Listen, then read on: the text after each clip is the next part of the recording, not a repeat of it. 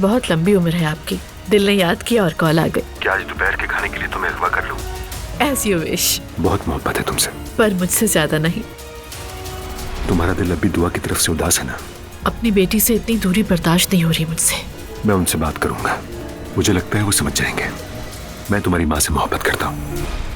Umar uncle, मुझे इस पर कोई एतराज नहीं है। हो सकता है कि मेरा अजलान का चचा होना तुम्हारे लिए परेशानी का बायस बन गया। मॉम ने पहले इतनी मुखालिफत की थी और अब खुद वही सब कर रही हैं। गलती करना मोहब्बत करने से तो नहीं रोकता।